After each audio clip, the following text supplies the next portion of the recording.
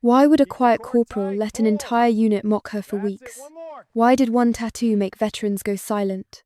And how did a woman everyone dismissed as an easy target end up bringing down a smuggling network from the inside? Have you ever dealt with a guy so full of himself it was almost a superpower? Meet Staff Sergeant Ryan Hollis. He stood like a king in the middle of the obstacle course, a smug grin plastered on his face as his voice boomed over 35 soldiers baking in the Georgia heat. Looks like the new girl thinks she's something special, he bellowed for everyone to hear. I give her 10 minutes before she's boo-hooing for her mom. It was one of those mornings where the sun just felt angry. If you've ever watched someone get targeted just for being quiet, you know exactly where this is going. And if you believe that what goes around comes around, do me a favor and smash that like button, because the end of this story is pure gold. 20 feet away, Corporal Kate Brennan didn't even flinch.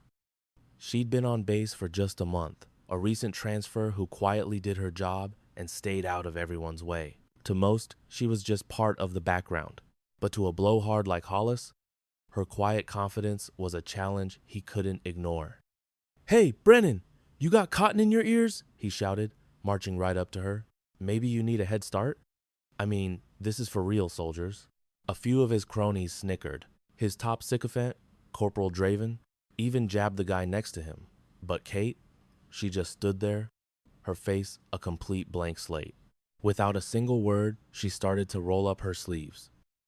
First the right, then the left, each movement slow and deliberate.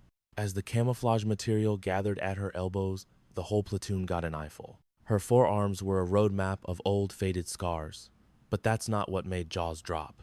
It was the ink. Her entire left forearm was a canvas for a massive tattoo of a bald eagle. Its wings spread wide in glorious flight, and clutched in its talons was a long string of what looked like a complex code of letters and numbers. This wasn't some cheap tattoo. This was a work of art, the kind that costs a fortune and tells one heck of a story. Hollis's mocking smirk just grew wider. "Well, well, what do we have here?" he sneered, waving at her arm for all to see. "Everybody get a look at this. The newbie got some ink to look tough. Isn't that adorable? Where'd you get that?" "Out of a cereal box." The laughter from his little clique was louder this time. Draven thought it was so hilarious that he pulled out his phone to snap a picture. For the first time, you could see a tiny muscle flex in Kate's jaw. She ignored them, turning her full attention to the thick rope hanging in front of her. But the way she grabbed it, it was different. It wasn't the awkward fumbling of a rookie. Her hands wrapped around that rope with a comfortable authority that came from pure muscle memory. All the way across the training field, Master Sergeant Dale Jackson, a 52-year-old veteran who'd seen it all, froze. He'd been watching the whole drama play out, but something about Kate's grip, combined with that incredibly specific eagle tattoo, made him narrow his eyes. That design, that sequence of characters, it triggered a distant memory of a high-level briefing about a file so classified it didn't officially exist. He started walking slowly towards the group, a look of stunning realization washing over his face. Kate took a slow, measured breath. In for 4 seconds, hold for 4, out for 4. It was a combat breathing technique used to achieve intense focus, but Hollis was too busy running his mouth to notice. "Seriously, Brennan, that tattoo is hideous. It looks like a chicken had a panic attack on your arm." Finally, Kate released the rope and turned to face him, looking him dead in the eye. She just stared, and her profound silence was more unnerving than any comeback could ever be. Thinking he'd finally gotten to her, Hollis scoffed. "What's the problem? Cat got your tongue?" Then, with one smooth, explosive motion, she turned back to the rope and started climbing. "Now, to pass this test, you've got about 30 seconds. If you're really good, maybe you can do it in 25. Kate slammed the bell at the top in 22 seconds flat. She moved like a finely tuned machine, zero wasted energy, just raw, efficient power. On her way down, she didn't just slide, she walked her hands down with perfect technique, landing on her feet without making a sound. The entire field went dead quiet. Then Hollis started clapping, slow and sarcastic. "Wow, would you look at that? Beginner's luck, folks. Let's see if she can do it twice." A couple of soldiers looked at their boots, clearly uncomfortable, but nobody dared to speak up. Master Sergeant Jackson, however, knew exactly what he had just witnessed. That wasn't your standard issue army training. That grip, that breathing pattern that was pulled straight from the SARE school textbook, survival, evasion, resistance, and escape. That's the kind of training they save for special operations forces.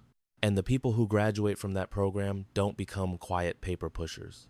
While Hollis tried to rally his audience, Kate calmly walked to the water cooler, took a long drink, and pulled out a small, well-used notebook, jotting something down like nothing had happened. Hollis was clearly rattled. His sidekick, Draven, tried to bail him out. "What you writing in your little diary, Brennan?" "Dear Diary, a big mean sergeant was mean to me today." Kate just clicked her pen shut, put the notebook away, and gave him that same cold, emotionless stare. Draven actually took a step back without realizing it. Hollis jumped back in, his voice a little too loud, a little less sure of itself. "All right, let's move it, people. Wall climb is next. Brennan, try not to break a nail." As the platoon shuffled over to the 12-foot wall, Master Sergeant Jackson quietly moved to walk beside Kate. "That ink," he said, his voice barely a whisper. "The code on your arm. What's the story behind it?" For the first time, a flicker of something crossed Kate's face, perhaps recognition. "That's not something I can discuss, Master Sergeant," she replied, her voice just as low. Jackson just gave a single, sharp nod. He knew not to push, but the pieces of the puzzle were slamming into place in his mind. Task Force 17, Operation Sandstorm. The ghost unit that was never officially on the books. The mission that rescued 40 hostages from deep behind enemy lines. And that eagle insignia, if that tattoo was real, then Corporal Brennan wasn't just some soldier. She was a ghost, a living legend. Hollis, desperate to get his power back, went first, clambering over the wall with a lot of loud, showy grunts. When it was Kate's turn, he made a huge spectacle of looking at his watch. "We'll give you the full 2 minutes, Brennan. Take your time." She started her climb, and from the ground, Jackson watched her every single move like a hawk. But something was very, very wrong. Jackson had seen Hollis fiddling with the wall earlier that morning. Just as Kate's fingers wrapped around the last handhold at the very top, the entire piece ripped away from the wall. With a sickening screech of tearing metal, she was suddenly dangling 12 feet above the hard-packed earth by one hand, swinging helplessly. The entire platoon gasped in unison. But Kate didn't scream, and she didn't fall. In a move that looked like it defied gravity, her core muscles locked like steel, and her free hand shot up, slapping the top edge of the wall. Her fingertips dug into the splintered wood with a grip that shouldn't have been possible. Then, with a single, powerful pull, she launched her body over the top and landed on the other side as lightly as a cat. The silence that followed was so complete you could have heard a pin drop. Jackson knew right then, that wasn't training, that was pure survival instinct, carved into her by the most dangerous places on Earth. Hollis was the first one to break the silence, his voice cracking with panic. "See, someone must have set that up to make her look good." Kate walked back around the wall, her breathing still even and controlled. She didn't say a word. She knew he did it, and he knew she knew. But Draven, being the absolute moron he was, shoved his phone right in her face. "Smile for the camera, you faker. This is going straight to the group chat." And he snapped 3 quick pictures, sealing his own fate. The photos showed her tattoo, her face, and the broken handhold. Then he turned away, his thumbs flying across the screen. Less than 30 seconds later, the pictures were up in the unit's private chat. 18 people instantly hit the laugh react. The comments poured in. "Total poser. Tactical Barbie. That ink is so fake. Bet her boyfriend drew it on with a Sharpie." Brennan glanced down at her arm. The eagle stared back, its talons gripping a code that only a few people in the world would ever recognize. She pulled her sleeves back down, covering it up, not because she was ashamed, but because this was all going according to her plan. Hollis was predictable. Draven was sloppy. And predictable, sloppy people make huge mistakes when they think they're winning. Have you ever had someone completely misjudge you just because of how you look? The training day went on. A full tactical gear inspection was scheduled followed by a timed run carrying heavy ammo cans. Lieutenant Marcus Carver, the officer in charge of the training range, arrived around 9:45 to supervise the rest of the day. He was 30, with sharp, intelligent eyes, and he lived by the rule book so strictly that he could be your best friend or your worst nightmare, depending on which side of the regulations you were on. He was carrying a clipboard and had zero tolerance for safety violations. During the ammo can run, Hollis saw his chance. While Brennan was in the middle of her run, he pulled Lieutenant Carver aside by the equipment shed. Even from a good 20 feet away, while untangling some climbing gear, Jackson could hear Sergeant Hollis setting a trap. Bits and pieces of the conversation drifted across the noisy training yard. "A huge safety risk, sir," Hollis was saying, his voice dripping with fake concern. She actually took her gloves off on the climbing wall. "That's putting everyone in danger." Lieutenant Carver's face went rigid. He glanced over at Brennan, who was at that exact moment showing perfect form, lowering a 40-pound ammo box to the ground, her back straight, using her legs. Hollis, smooth as oil, handed a folded piece of paper to the lieutenant. It was an official complaint, all filled out, with Brennan's name typed neatly at the top. Carver's expression was unreadable as he scanned it. "You're making this official, Sergeant?" Hollis puffed out his chest. "Absolutely, sir. The rules apply to everyone." Carver nodded slowly, his eyes like chips of ice. "I see. I'll handle it." As Hollis swaggered off, he shot Brennan a smug, triumphant look, and Jackson felt his hands clench into fists. Trying to frame someone with a bogus safety violation wasn't just a dirty move.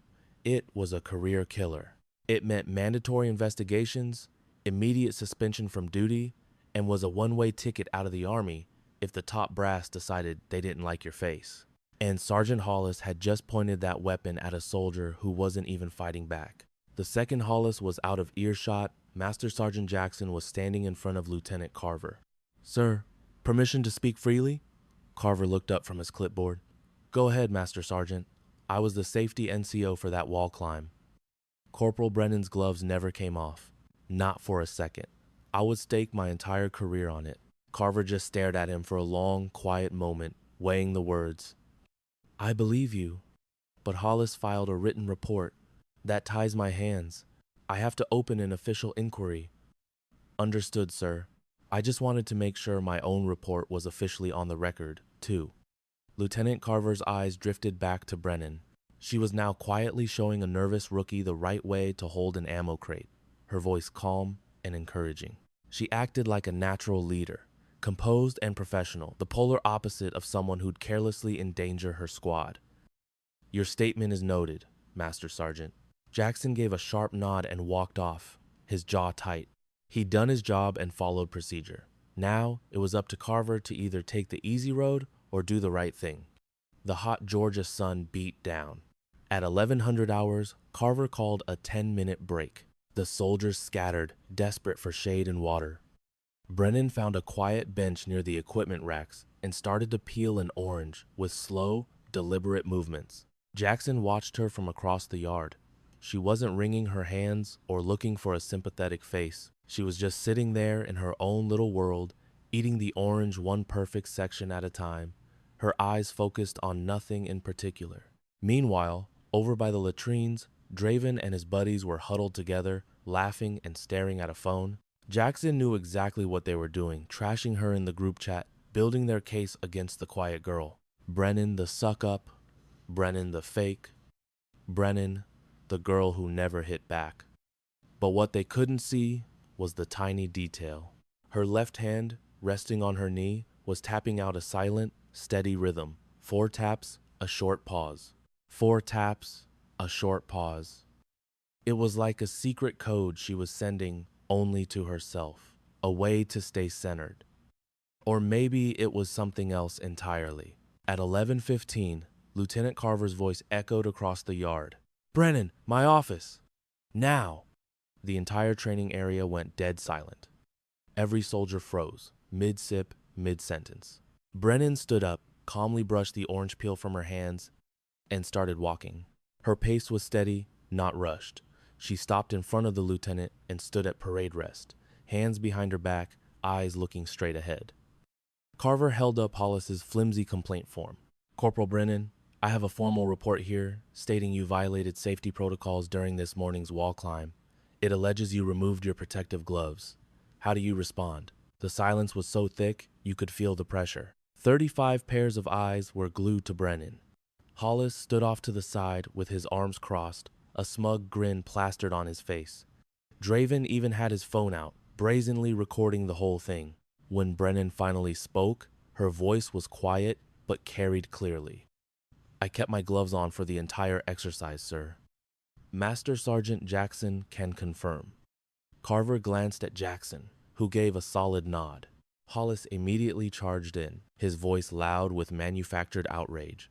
Sir, with all due respect, I was standing much closer. I saw it with my own eyes. She took those gloves off as soon as she was halfway up. Carver's gaze flickered between the three of them. Hollis, red-faced and defensive, Brennan, who remained perfectly still, and Jackson, who looked about as movable as a mountain. It was a classic, he said, she said. And, of course, the video on Draven's phone was too shaky and filmed from too far away to show her hands clearly.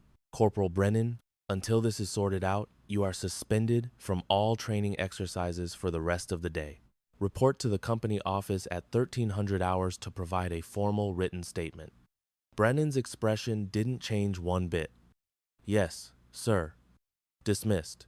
She executed a flawless about-face and walked toward the gear shed to grab her things, leaving a hurricane of whispers behind her. Hollis shot Draven a look that screamed, I won. Jackson's face was stone as he watched Brennan pack a notebook and a water bottle into her rucksack. She moved with a weird, methodical calm, as if being publicly humiliated was just another task on a checklist. But Jackson saw the subtle change in her breathing. It was perfectly controlled, a flawless box breathing pattern. Inhale for 4 seconds, hold for 4, exhale for 4, hold for 4. As she walked past Hollis, he leaned in and hissed, just loud enough for a few people to hear, I told you that you don't belong here.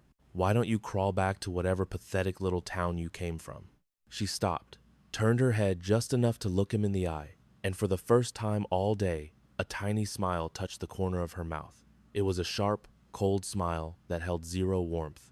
Then she turned and walked away, leaving Hollis looking completely bewildered, like he'd just been sucker punched by a ghost. Draven just laughed and slapped him on the back. Dude, relax. Carver is gonna bring the hammer down on her. Hollis nodded, but he couldn't stop staring after Brennan as she disappeared. Jackson waited until most of the platoon had headed for lunch before he pulled out his phone. He scrolled through a long list of old contacts, names he hadn't seen in years, until he found the one he was looking for. He hit dial. After 4 rings, a voice that sounded like it gargled gravel answered. Jackson, make it fast. I will. I need you to run a name for me, completely off the books. Who is it? Corporal Kate Brennan. She's here at Fort Benning. Arrived about 4 weeks ago. What am I looking for? She has a tattoo, a Task Force 17 Eagle, and a service code for Operation Sandstorm. The other end of the line went completely quiet. After what felt like an hour, the voice came back, all business. Are you absolutely certain? I'm looking at her file photo right now. Dale, that unit doesn't officially exist. Tell me something, I don't know. Another long, tense silence. Give me 2 hours, I'll call you back. The line went dead. Jackson put his phone away and looked out at the empty training yard where heat shimmered up from the red Georgia clay. In the distance, another platoon was running drills, the faint shouts of their sergeant drifting on the wind. On the surface, it was just another day. But Jackson had a powerful gut feeling that just another day was about to be redefined. At 1300 hours, Brennan sat in a sterile, gray office across from Lieutenant Carver. He was staring at her official service record on his screen, and the file was short, suspiciously short. It said she finished basic, went to admin school, pushed papers at a desk job in Germany, and then transferred here. It was the most boring, unremarkable service record he had ever seen. Imagine being set up, your career on the line because a bully with connections decided he didn't like you. That was the nightmare Corporal Brennan was living. To everyone else, she was just a quiet clerk who kept to herself. But Lieutenant Carver had seen something more. He'd seen her fall during a climbing exercise and recover with the kind of effortless grace you only see in elite special forces. There was nothing in her file to explain that, or the strange tattoo of a ghost unit on her arm, or the unnervingly calm way she stared back at him now. "Corporal," Carver said, trying to sound casual, "your file says you push paper for a living, that you've never seen combat." "That's what it says, sir," she replied, her voice as smooth as glass. "Then what's with the tattoo?" he asked.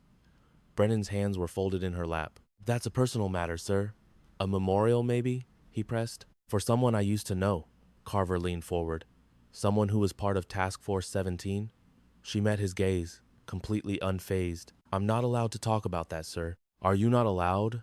Carver said, his patience wearing thin. "Or are you just refusing to answer me?" "Both, sir." The air in the office felt heavy enough to crush you. Carver was in a bind. On one hand, he had a formal complaint from Sergeant Hollis, a guy with friends in high places, accusing Brennan of being a total fraud. On the other, his most trusted master sergeant, Jackson, swore the whole thing smelled rotten. And in the middle of it all was this corporal, who moved like an assassin, had the nerves of a bomb disposal expert, and wore a tattoo that, according to the military, didn't even exist. "Listen to me very carefully, Brennan," Carver warned. "If you lied on your service record, you're done. If that tattoo is fake, that's a felony. But if there's another story here, something classified, you have to give me something to go on. Anything at all." "I need more than a gut feeling from my master sergeant," Carver pleaded. "Right now, it's his word against yours, and his story makes you look like a liar. I have nothing to prove he's wrong." Brennan just sat there, perfectly still. The silence stretched on. For 10 seconds, then 20. Carver felt a knot tighten in his stomach. Just as he was about to give up, she reached into her pocket, pulled out a worn, folded piece of paper, and slid it onto his desk. On it was a phone number and one word in sharp, clean letters: Sandstorm. "Call that number, sir," she said. "Say that word. They'll clear things up." Carver picked it up, skeptical. "And if they don't?" Her reply was instant and ice cold. "Then I'm everything Sergeant Hollis claims I am." Carver stared into her eyes, looking for any sign she was bluffing. All he saw was pure, unshakable confidence. He tucked the note into his pocket. "You're dismissed, Corporal, but stick around. I think you and I are going to have another chat very soon." Brennan stood, gave a textbook perfect salute, pivoted, and walked out without another word. Carver was left alone, staring at the empty doorway, wondering if he was about to call an old friend or unleash a storm he couldn't control. Outside, the afternoon sun baked the base. Brennan moved through the crowds of soldiers like she was invisible. She passed the noisy motor pool, a chaotic mix of revving engines and shouted commands, and it was like she was in her own world. As she walked toward her barracks, she saw Hollis and his crony, Draven, kicking back, scrolling on their phones, completely clueless about the fire they had just started. Just as Brennan turned the corner to her barracks, Draven's smug voice called out, "Hey Brennan, I heard you got booted from the training program. Bummer. Maybe next time, don't lie about who you are." His friends laughed like a pack of hyenas. Brennan didn't even turn her head. She just kept walking, her stride even, her mind focused on a simple breathing count. In for 4, hold for 4, out for 4. Draven's smirk vanished. "Did she just ignore me?" he grumbled, watching her disappear. They shrugged and went back to their screens. They never noticed her hand briefly touch her forearm, right over the hidden tattoo. They had no idea that every insult, every staged photo they took to frame her, was being logged. Not by her, but by someone else entirely. So here's the big question. Can one person, a total underdog, really take on a whole corrupt system by themselves? Let me know what you think down in the comments. Miles away, someone was watching. Someone with deep pockets, endless patience, and a memory like a steel trap. At 2:30 that afternoon, Master Sergeant Jackson's phone buzzed. He stepped away from a vehicle inspection to answer it. "This is Jackson." A familiar, gravelly voice came through the line, low and serious. "Dale, I did some digging on that corporal, Kate Brennan. Born 1996, joined up in 2015. Official records say she's a squeaky clean admin clerk. And unofficially, Jackson asked, his heart starting to pound. There was a pause. Unofficially, there's a black hole in her file. From 2019 to 2021. 24 months where she was supposedly stationed in Germany, but every travel record, every logbook, it's all been wiped clean or is blacked out. And that tattoo you told me about, the voice continued, I described it to an old buddy of mine from the intelligence community. The guy went pale. He said, if that tattoo is real, she's no clerk. She's connected to Tier 1 operations. She could be an analyst, a direct action supporter, or hell, she could have been an operator. Whatever team she was on, its records are buried so deep it would take a decade to find them. A cold dread washed over Jackson. Operation Sandstorm, he whispered into the phone. The voice on the other end dropped even lower, becoming a near whisper itself. I can't find any official record of an Operation Sandstorm. But I'll tell you this. Anyone with that ink on their skin has either saved a whole lot of good people or put a whole lot of bad ones in the ground. Maybe both. So what in the world is she doing playing clerk in your unit? I have no clue, the voice on the phone said. But you're not asking the right question. The real question is, why would someone like that voluntarily take a demotion, hide all her skills, and let a loudmouth fool like Sergeant Hollis walk all over her? She's either running from something terrifying, or she's hunting something very, very specific. And I'd bet my entire pension she's hunting. The line went dead. Jackson just stood there, the phone still glued to his ear as the gears in his head started turning. Hunting. Suddenly, it all made sense. Hollis wasn't just being a jerk, he was panicking. He'd escalated from stupid pranks to filing false reports in a matter of hours. That wasn't just a bully being a bully. That was a cornered animal trying to take out the predator before it could expose him. Hollis was hiding something big. Jackson shoved his phone in his pocket and practically ran to the company office. He had to get to Carver before the lieutenant made a decision that could end his career. He had to warn him about who he was dealing with. But when he threw the door open, the office was empty. A note on the desk said Carver was over at the command building on a secure line. Cursing under his breath, Jackson turned to leave. Just then, he glanced out the window and saw Brennan walking calmly across the compound. And about 20 yards behind her, like a pair of clumsy vultures, were Hollis and Draven holding up their phones and whispering to each other. Every single one of Jackson's combat-honed instincts screamed red alert. He immediately stepped back outside, making sure to keep all three of them in his sight. They weren't getting closer. They were just following her, almost certainly filming her to cook up more fake evidence for their bogus complaint. This was way past simple bullying. This was a calculated move. It was like watching two mangy dogs trying to circle a lioness. Brennan reached her barracks door and stopped. She turned around slowly, and her eyes met Hollis's from across the yard. She didn't say a word. She didn't make a threat. She just watched him. And in that one silent stare, Jackson saw something he hadn't seen since his own tours overseas. Patience. It was the terrifying, absolute patience of a predator who knows its prey is about to make a final, fatal mistake. And all it has to do is wait. As the sun went down, the base settled into its evening routine, the sound of dinner trays from the mess hall, the sigh of cooling engines from the motor pool, and the faint sound of a drill sergeant yelling at his platoon in the distance. Brennan was in the barracks common room, a book open in her lap, though she hadn't turned a page in over 10 minutes. Around her, soldiers were yelling at a football game on TV, laughing over a card game, or just scrolling on their phones. She was in the middle of it all, yet totally invisible. At 7 p.m., her phone buzzed. A text from a number she didn't recognize. Training yard, 2100, come alone. She read it, deleted it, calmly put a bookmark in her book, and stood up. As she walked out into the falling darkness, not a single person in that room even noticed she was gone. What would you do if 4 men trapped you in the dark, threatening to wreck your career just to protect their dirty secret? That's exactly what happened to Corporal Brennan, but you need to see how she flips the script on them entirely.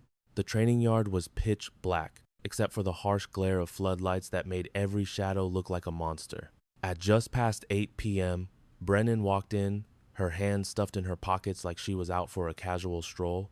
Suddenly, a figure peeled away from the darkness. It was Hollis, the ringleader of her problems, with his crony Draven right behind him. Two more of his goons materialized from the shadows near the climbing ropes, sealing her in. "Glad you could make it," Hollis sneered, but Brennan caught the tiny waver in his voice. He was nervous. She just stopped, about 15 feet away, letting her heavy silence be her only reply. "You're becoming a real headache, Brennan," Hollis said, taking a slow step toward her. "Shoving your nose into things that don't concern you. You're making some important people antsy, and that's a problem we have to solve." Brennan didn't even blink. She just watched him approach, and her complete lack of fear was clearly getting under his skin.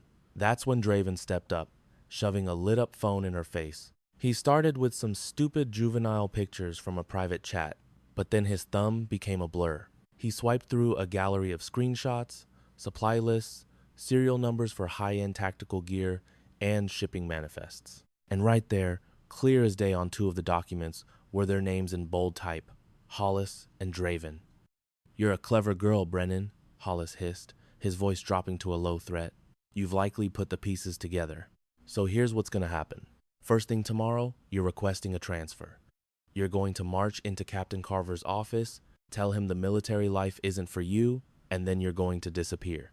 Brennan slowly lifted her gaze from the phone to meet Hollis's smug eyes, but she said nothing. "Or," Hollis continued, his voice dripping with poison, "we can flood Captain Carver's desk with so many signed complaints and phony incident reports that you don't just get transferred. You get a dishonorable discharge that will haunt you for the rest of your life." The two goons by the ropes started to move, fanning out to cut off any chance of escape. It was 4 against 1 in the dead of night, with not a soul around to witness what happened next. Brennan took a slow, measured breath, in for 4 counts, hold for 4, out for 4. Then, in a voice that was barely a whisper but sharp as a razor, she gave her one-word answer. "No." Hollis looked like he'd been slapped. "What did you say?" "No," she repeated, her voice now hard as granite. "I'm not transferring. I'm not quitting. And you'll need a lot more than your trumped-up reports and some dumb photos to get rid of me." Draven managed a nervous laugh. "You really think you're some kind of action movie hero?" he scoffed. "You think that ridiculous tattoo is going to save you?" Brennan's eyes locked onto him, and the temperature in the yard seemed to drop. "It's not for show." Draven's smirk started to dissolve. "Is that right? Prove it." A small, cold smile touched Brennan's lips. "I am." That was the final straw for Hollis. He lunged forward, getting so close she could smell the stale coffee on his breath. "You have no clue who you're messing with." "Oh, but I do," Brennan replied, her voice dangerously soft. "I really do." The challenge hung between them, thick and heavy. In the distance, a truck horn blared, a sound from another world. Here in the yard, everything was frozen. Hollis looked like he was about to throw a punch, his fist clenching, but he hesitated. He knew that hitting her was a line he could never uncross. "You are making the worst mistake of your life, Brennan," he seethed. Her response was quiet, calm, and utterly devastating. "We'll see." Totally outplayed, Hollis finally cracked. He gestured for his crew to back off. They melted back into the shadows they came from, leaving Brennan alone in the stark, white light of the floodlamps. As they vanished, Draven risked one last glance over his shoulder, his expression a mix of bewilderment and raw fear. The second they were gone, Brennan let out a long breath she didn't realize she'd been holding. Her hands, which had been hanging casually at her sides, finally uncurled from the tight fist she'd made. She had been ready for a fight, ready to use brutal, efficient force to defend herself, and ready to bring their whole illegal ring crashing down tonight. But this, them just walking away, this was so much better. They were still out there, gathering the evidence she needed, making one arrogant mistake after another. She took the scenic route back to her barracks, a winding path she knew was a complete dead zone for security cameras. Safely inside, she sat on her bunk, pulled out a simple green notebook, and wrote down every single detail, the names, the exact time, and a word-for-word account of their threats. She snapped one clear photo of the page and sent it via text to a contact saved in her phone simply as a period. Not even 30 seconds later, her phone buzzed with a reply. Acknowledged. Proceed. She immediately deleted everything, the text she sent, the reply, and the photo before hiding the notebook. Tomorrow was just one more day in this silent, secret war. It was another opportunity for Hollis to dig his own grave just a little bit deeper.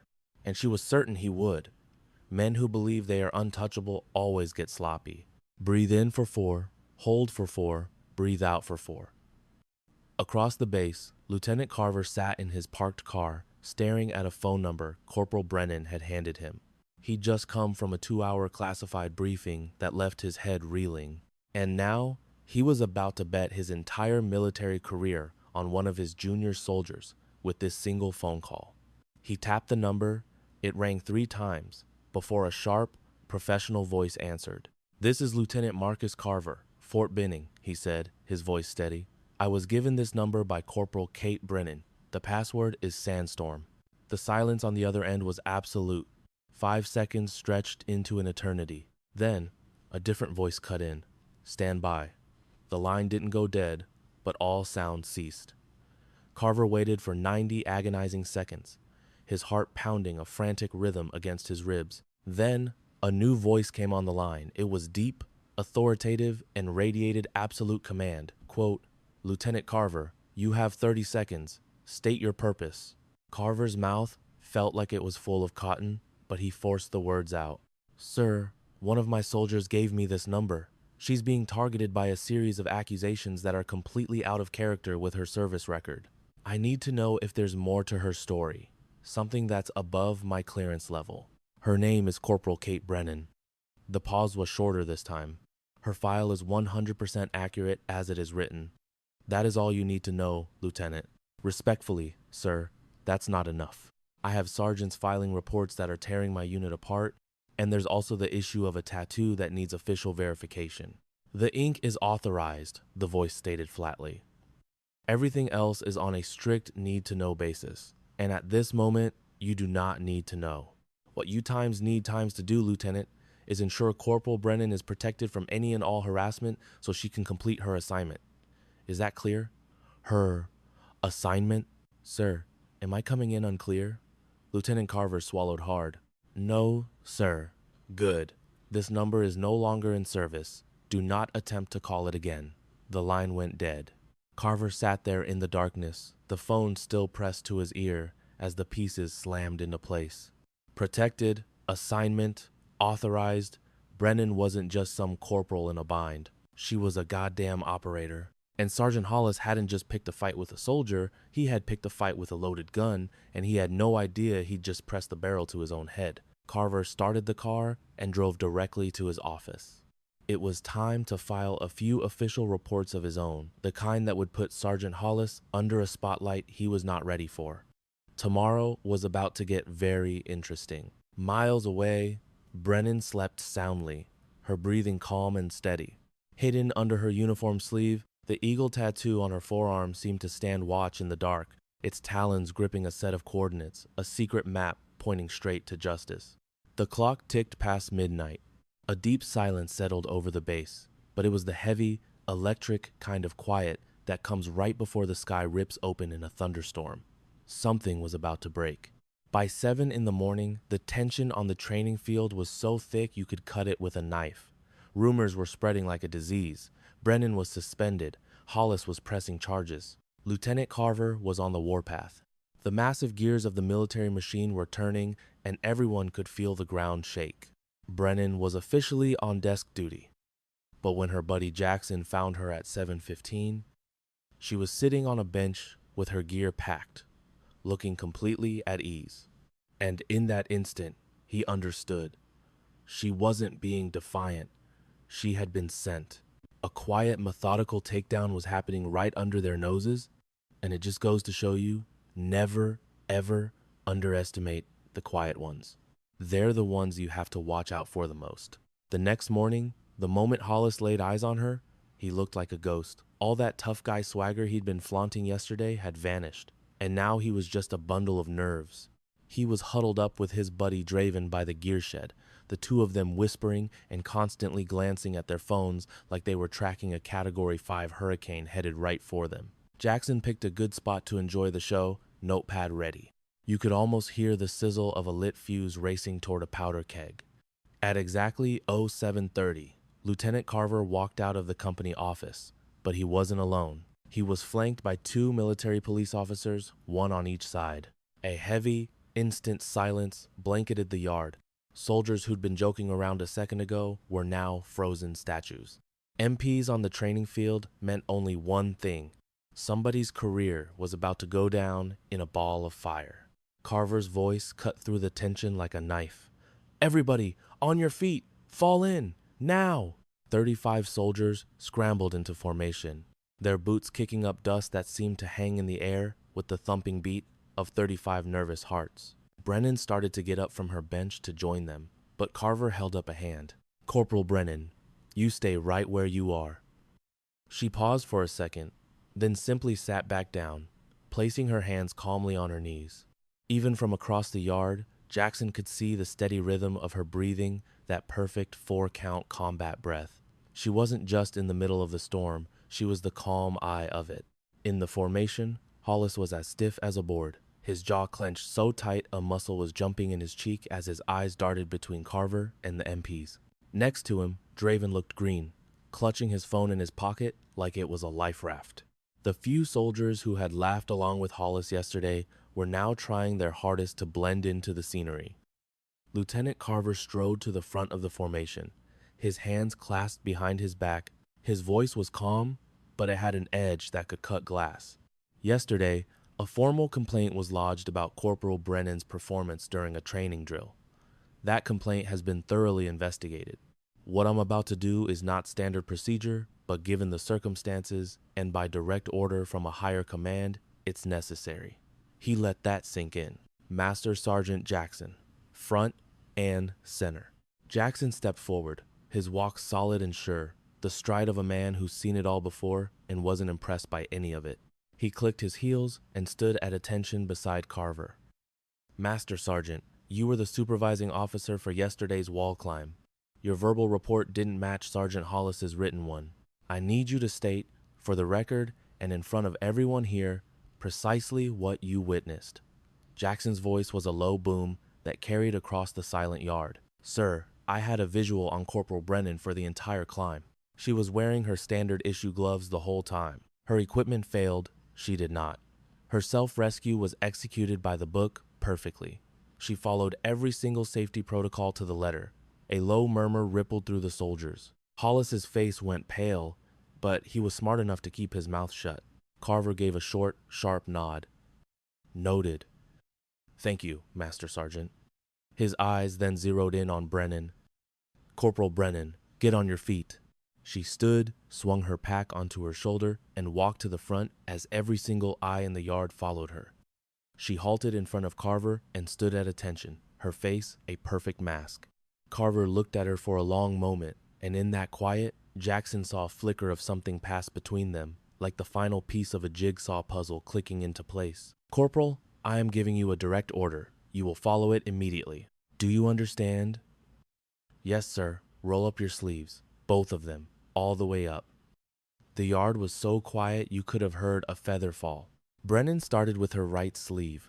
She unfastened the button at the cuff and slowly pushed the material up past her wrist, over a lean, muscular forearm, until it was bunched up at her shoulder.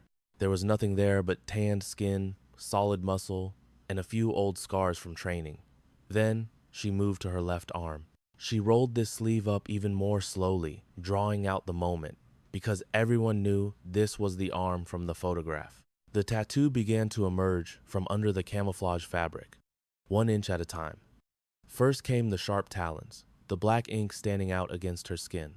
Then came the body of an eagle, its wings spreading wider as the sleeve went higher. Finally, the entire design was visible in the morning light. It was a fierce eagle, staring straight ahead.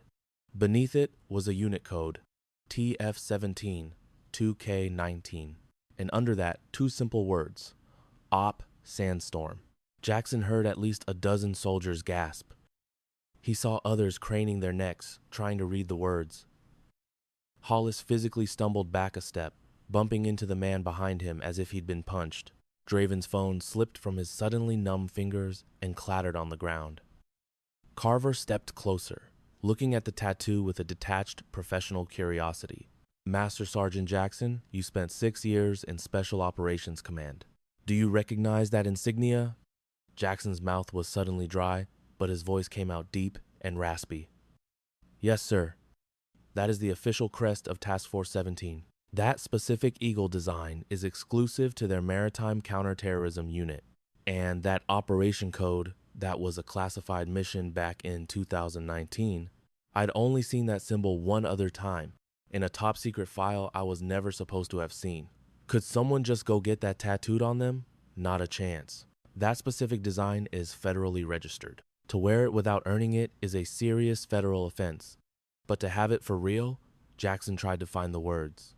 It means she's been to places that aren't on any map, on missions that will never be written down in any history book. A silent shockwave of pure disbelief rolled through the formation. This wasn't some story you hear in the barracks. This wasn't some rookie trying to act tough. This was real. And in that moment, for every single person who had laughed at her, pointed, and passed around that picture, it felt like the world had just fallen out from under their feet. But Lieutenant Carver wasn't done. He addressed Brennan again. Corporal, your official military record lists you as administrative support, a clerk. There is absolutely no mention of you ever serving in a combat unit. How do you explain this? He pointed to the tattoo. Brennan's reply was quiet, but it cut through the silence. Sir, everything in my service record is 100% accurate, but the things that are not in my record are also 100% true. What on earth did that mean? It means some assignments never get filed. Carver nodded slowly, like this was the exact answer he expected. Do you have any other proof on your person? An ID card? Anything? Without a word, Brennan reached into the collar of her shirt and pulled out her dog tags. Just 2 plain metal rectangles on a chain. They looked perfectly normal. She lifted the chain over her head and passed them to Carver. He turned them over in the sun, reading the stamped words out loud. Brennan, Kate, serial number B4471, TF17. He stopped, his eyes going wide. Master Sergeant, is this serial number format standard? Jackson moved in, glanced at the tags, and felt his own heart hammer against his ribs. No, sir. A standard Army serial number would never have a unit code like that. That format is reserved for operators whose entire service history is classified. It's a non-digital confirmation that she is exactly who that tattoo says she is. Carver handed the dog tags back to Brennan, who slipped them back around her neck and tucked them away. He then took a military-grade tablet from one of the MPs, tapped the screen a few times, and held it up for the entire formation to see. This is a classified database. This morning, I was given a one-time access key by an officer whose name I cannot say. He typed in Brennan's serial number. The screen blinked, and a file popped up. It was almost entirely covered in thick black bars, hiding dates, locations, and mission details. But a few things were left visible. There was a photo of a much younger Brennan in full tactical gear, a long list of awards and medals, all classified, and at the very bottom, one single chilling line of text. Active. Active. Special assignment phase 2. This time, the gasps around the yard were shaky and desperate. From the back of the formation, someone whispered, "Oh my God." Carver lowered the tablet, his expression completely transformed, and handed it back. The man facing the formation now wasn't their lieutenant anymore. He was a junior officer suddenly aware he was in the presence of someone from a whole different league. Corporal Brennan, he said, his voice crisp, formal, and ringing with a respect no one had ever heard from him before. On behalf of every single one of us, I deeply apologize for how you've been treated. All complaints filed against you are dismissed. Your conduct has been nothing less than exemplary. Then, in a move that made even Master Sergeant Jackson's jaw hit the pavement, Carver snapped to attention and threw a salute so sharp it could cut glass. A wave of confusion and panic washed over the soldiers as 35 of them scrambled to copy him, their arms shooting up in a messy but sincere show of respect. That salute hit the formation like a bolt of lightning, even zapping the smug idiots who'd been cheering Hollis on. Their arms flew up, not from respect, but from the dawning horror that they had messed with an authority they didn't even know existed. Brennan returned a single, perfect salute, then dropped her hand. Her face was a blank slate, but Jackson noticed the tension finally melt away from the corners of her eyes. Nothing beats the feeling of proving a whole crowd of haters wrong. Carver lowered his own salute. His eyes locked on Hollis. Sergeant Hollis, front and center.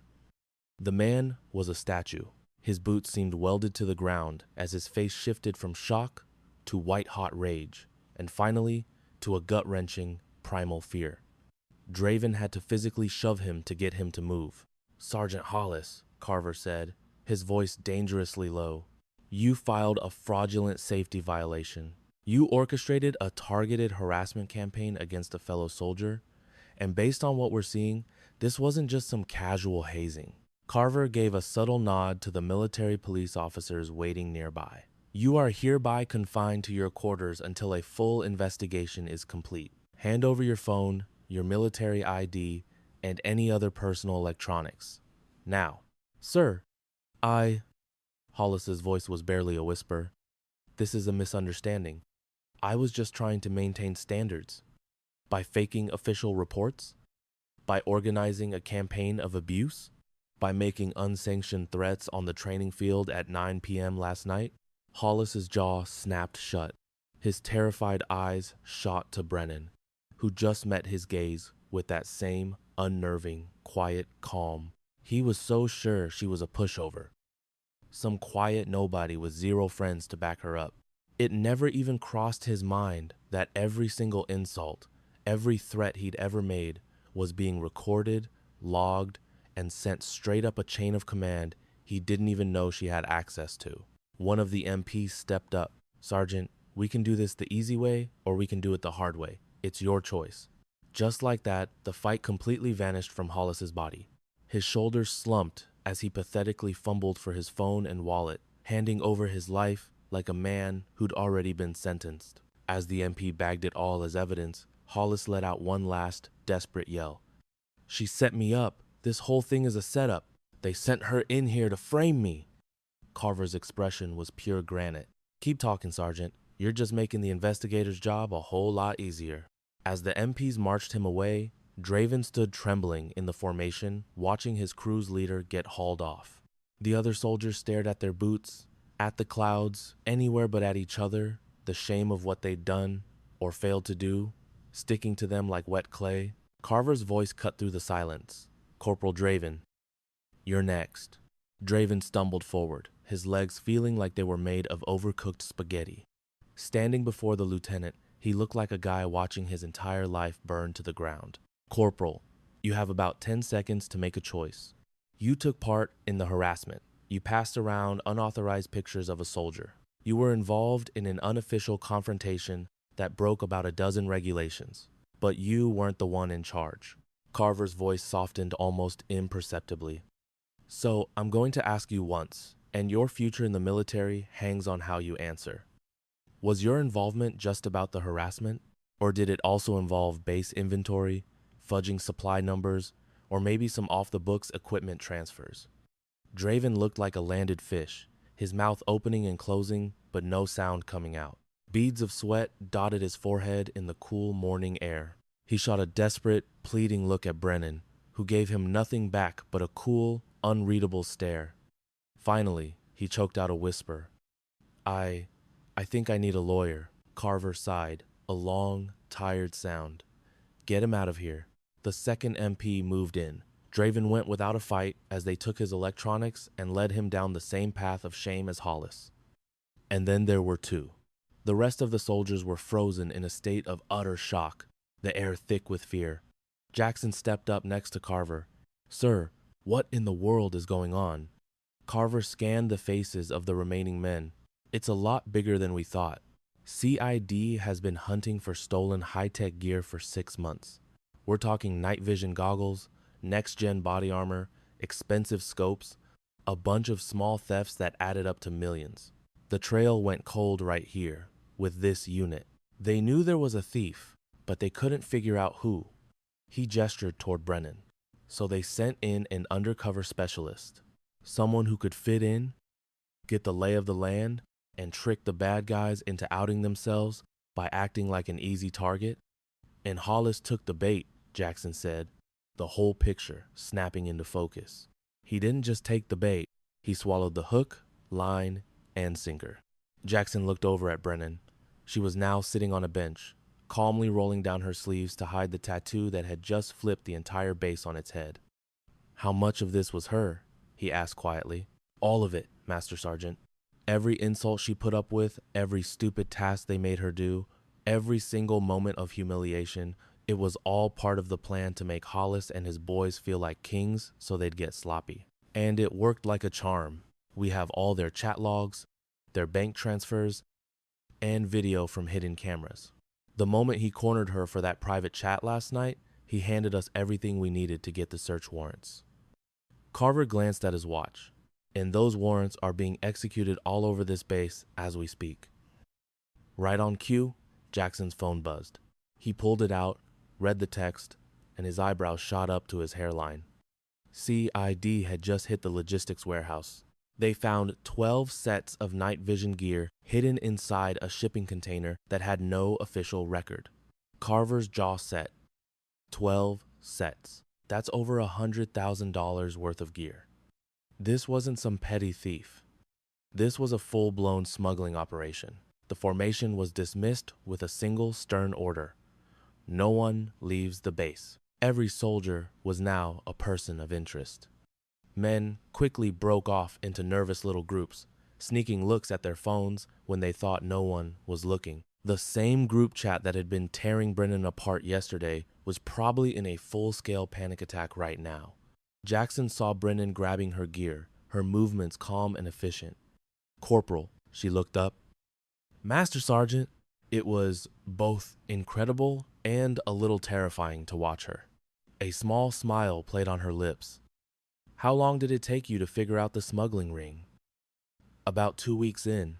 Hollis was using a civilian buddy who runs one of those military surplus stores just off base to move the gear. Draven was his computer guy, deleting the items from the digital inventory. A few others in the platoon were lookouts and muscle. She shrugged slightly. They weren't geniuses, but they were organized. And you let them dump on you for 4 weeks just because. Because getting away with bullying someone makes people feel powerful, like they're untouchable.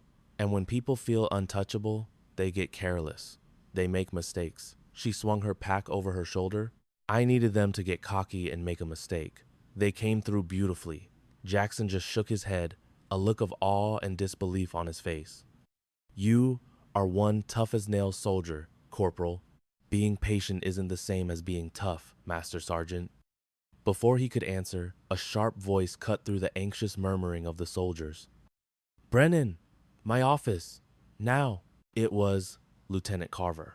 She gave Jackson a quick nod and walked toward the headquarters building, leaving him staring after her. He thought back over the last month, this quiet, unassuming soldier, absorbing every insult, every threat, like she was wearing a suit of invisible armor. She never cracked, never fought back. She just watched, waiting for the perfect moment to flip the board and reveal she'd been the one in control all along. That's a kind of discipline they don't teach you in basic. That's the kind you earn through fire. Inside Carver's office, the door clicked shut. He pointed to a chair. Brennan sat, looking completely at ease, but her eyes were alert, scanning everything. Carver sat down behind his desk and folded his hands. I've got to ask, Corporal, and this is completely off the record. Why didn't you just show me your credentials on day one? Why put yourself through all that? Brennan paused for a second, choosing her words carefully. When she spoke, her voice was quiet but carried a weight that filled the entire office. Because predators only show their true colors when they believe their prey is totally helpless. I let them see exactly what they wanted to see. A victim. I turned their own prejudice into a weapon against them. Sir, Hollis wasn't just some loudmouth bully. He was the kingpin of a smuggling ring that's been bleeding this base dry for months. If I'd walked in here flashing a badge, he would have gone to ground, buried the evidence, and vanished. I needed him to be arrogant. I needed him to get sloppy. She leaned in just a fraction, her eyes locked on his.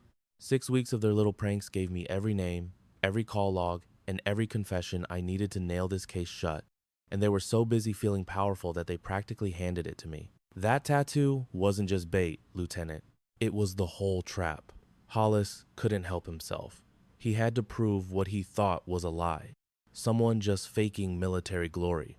But every time he mocked me, every photo Draven posted online to make fun of me, every bogus complaint he filed, it all became another piece of evidence in my investigation. It created a flawless, documented history of his harassment, proved his character beyond a doubt, and established a pattern of behavior that gave criminal investigations all the reason they needed to move in.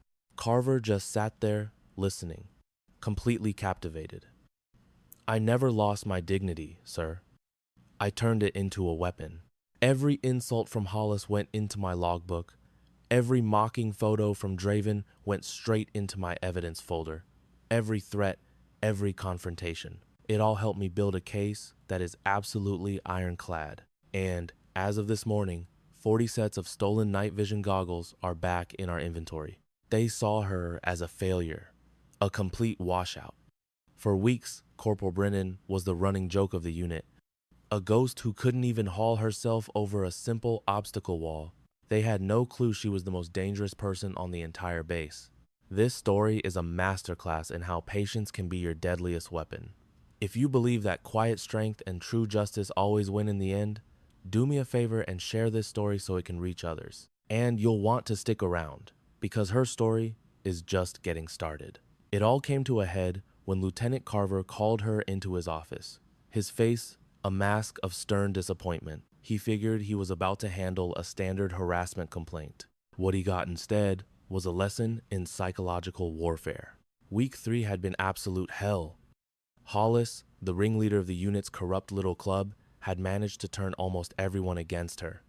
He'd convinced them she was totally useless. She had no one to turn to, no one to confide in, just her handler on a secure, encrypted line. Every single morning was a fight just to get out of her bunk and put on the mask of a broken soldier. They messed with her gear, they spread rumors, they even got a picture of a personal tattoo and passed it around a group chat, tearing her down. She took every bit of it, soaking in their cruelty, and never once pushed back, which was exactly what she wanted. She sat across from Carver's polished desk, her posture perfectly straight. "I'm not here to file a complaint, sir," she said, her voice unshakably calm. "I'm here to close a case." Carver leaned forward, his brow furrowed in confusion. "What case?" A tiny, controlled smile touched her lips. "The one you didn't know was open." Then she laid out everything. For months, she had been deep undercover, sent to investigate whispers of a smuggling ring running out of their own supply depot. Hollis and his crew weren't just bullies. They were criminals, stealing high-tech military equipment and selling it on the black market. As we speak, 9 smugglers are in custody. Their entire network has been taken apart, and this unit is finally being cleaned up. She leaned back, her hands resting calmly on her lap. "You asked why I stayed silent through all of it, sir. It's because real justice isn't about being the loudest voice in the room. It's patient. It's about letting the guilty hang themselves with their own ego, and then striking with absolute, undeniable proof." Her voice was soft, but it had an edge like sharpened steel. True strength isn't about causing a scene. It's having the discipline to do what's right, especially when no one is looking. I kept my mouth shut so the bad guys would get comfortable. And trust me, sir, they got very comfortable. The only sound in the office was the low hum of the air conditioner. Carver stared at her, the sheer brilliance of her strategy finally sinking in. Brennan had intentionally made herself a target, absorbed all of their abuse, and used it as a weapon against them. She had played the part of a defeated soldier to absolute perfection. "You wanted the truth, Lieutenant, and you got it," he finally said, his voice laced with awe. He opened a drawer, pulled out a file, and slid it across his desk. "This just came in from CID. They want you for a full debrief at 1400 hours. They need the whole story, a minute-by-minute account, and your official recommendations for plugging this security hole for good." The fallout hit the base like a shockwave. Within the hour, Hollis and his second-in-command, Draven, were formally charged and confined to the brig. Their phones and laptops were confiscated, and it took the cyber team less than 60 minutes to crack into everything. Texts, wire transfers, and damning messages with the owner of a sketchy surplus store just off post. By noon, that civilian was in federal custody, his entire store crawling with agents. The personal humiliation was just as immediate. Hollis was instantly demoted, his security clearance was revoked, and his military career was over. The other two soldiers who served as Hollis's enforcers were easily spotted on security tapes. When brought in for questioning, they swore they knew nothing about any smuggling, but simply being tied to him had already put a permanent black mark on their records. The entire unit felt the hammer come down. The battalion commander ordered a complete wall-to-wall inspection of all sensitive gear. Every training exercise was put on hold for 48 hours, while investigators questioned every single soldier in the company. New policies were implemented immediately: mandatory ethics training, stricter inventory checks, and an anonymous tip line for reporting misconduct. The message from command was unmistakable. The cancer in this unit was being cut out. Carver stood, walked around his desk, and extended his hand. Brennan rose to meet him.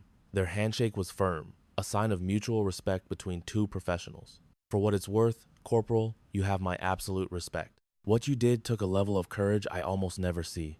I'm just sorry you had to endure all that to see it through. It was a necessary evil, sir. And it worked, she replied, releasing his hand. She turned to go, but as her hand rested on the doorknob, Carver called her name one last time. Brennan. That line you had about justice being patient, I think I might have to steal that one. For the first time, a real smile graced her lips. It's all yours, Lieutenant. The door clicked shut behind her, and all across the base, the bad guys were learning a valuable lesson. Never, ever underestimate the quiet one in the room. But you never broke, he said, already knowing the answer. No, if I had quit, they would have won, she replied. Worse, the entire smuggling operation would still be running. Our gear would keep vanishing, ending up in enemy hands, and maybe one of our own would have paid the highest price because their night vision was sold off for a quick payday. She finally met his gaze, her eyes unwavering. I could never live with that. He gave a slow, understanding nod. I'll be honest, when I first saw that tattoo, he admitted, I thought you were running from your past. I was undercover, Master Sergeant, she corrected him gently. Not from my past. I was hiding in plain sight, letting the wolves think a sheep was in their pen. And now, that hunt is over. It's time for the next one. There's always another mission, another threat. Another group of fools who think the quiet girl is an easy target. A sharp, determined smile played on her lips, and I plan to make a career out of proving every single one of them wrong.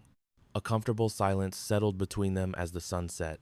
Elsewhere on the base, inside the Criminal Investigation Division, agents were assembling a mountain of evidence that would put several soldiers behind bars for a very long time. Stuck in a holding cell, a disgraced soldier named Hollis could only stare at a concrete wall, replaying every terrible choice he'd ever made.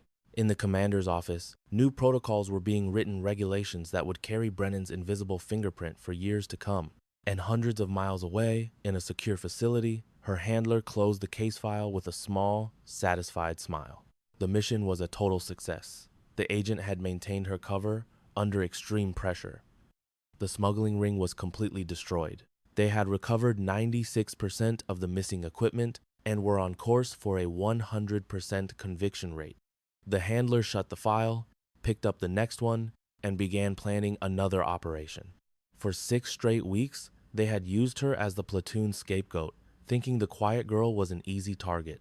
They never let up. But what they failed to understand was that the quiet little corporal they loved to pick on was actually a hunter in disguise, and they had just walked right into her trap. Have you ever wondered what happens when the person no one ever pays attention to is secretly running the whole show? Stick around, because you're about to find out. At 6 p.m. sharp, Corporal Brennan walked into her barracks to find an envelope on her bunk. Inside were new orders, effective in 72 hours. The destination was blacked out, and the mission details were top secret. But a handwritten note at the bottom said it all. Outstanding work, Corporal. This next target is in a different league. Are you in? She folded the note, opened her small green notebook to a clean page, and wrote 2 words at the top. Phase 2. Beneath those words, she started to write. She realized every insult was a clue, teaching her exactly how to play men like him. Every single moment of being hassled was like a class in the psychology of a bully. And the whole 6-week nightmare proved that when you weaponize patience, it becomes your deadliest tool. Outside, the base was winding down for the night. The usual evening noises filled the air, soldiers getting in line for dinner, the buzz of fluorescent lights, and the faint sound of a drill sergeant yelling off in the distance. On the surface, everything seemed normal, but just under that calm exterior, justice was quietly and methodically at work, cleaning up the mess. Brennan shut her notebook, leaned her head back against the wall, and started the deep breathing exercises that had kept her sane through 6 weeks of a personal hell she had chosen to endure. To the crooked soldiers around her, she was a nobody, just the quiet corporal who faded into the wallpaper. They never even noticed she was there, and that was their first big mistake. They had no clue that the most dangerous operative on the entire base was the one they ignored every single day. Stick with me, and I'll show you why you should always be careful around the quiet ones. Her phone buzzed silently in her pocket. It was a text from Master Sergeant Jackson, one of the good guys. Heard you're shipping out. One last chance for a beer? A tiny smile appeared on her face as she texted back. Can't. Got an early morning. But thanks for watching my back, Master Sergeant. He replied instantly. Always, Corporal. And hey, that tattoo stands for something. Glad you lived up to it. She read his words, then swiped to delete their entire chat. No loose ends, no attachments. The mission was everything. At 9 p.m., she logged into a secure server and sent a short, encrypted message. Mission accomplished. The whole circus has been shut down. Awaiting phase 2. She added one last suggestion. Recommend using the same invisible strategy for similar problems. Asset is ready for deployment. The answer came back in less than 2 minutes. Copy that. New mission files are attached. Memorize and delete. You go live on Monday at 0600. This target's operation is a lot slicker. You're going to need to be on top of your game. Are you still in? Brennan's fingers were a blur on the screen. 100%. I'm in. The reply was immediate. Good. This one knows how we operate. Watch your 6, Corporal. And don't forget, real justice doesn't cause a scene. She already knew the rest by heart, typing out the code she lived by. I know, she wrote back. It whispers. She downloaded the encrypted file, burning every last detail into her memory before wiping it from her device completely. Her next target was a logistics officer, a trader who was selling advanced military tech. This assignment was way more complicated, far more dangerous, and was being run by a professional who was extremely paranoid. That meant Brennan had to become a complete ghost, totally invisible, right up until the final moment. With the calm precision of a surgeon, she packed her go bag, standard issue uniforms, boots, her small green notebook, and the dog tags that were the only real link to who she was.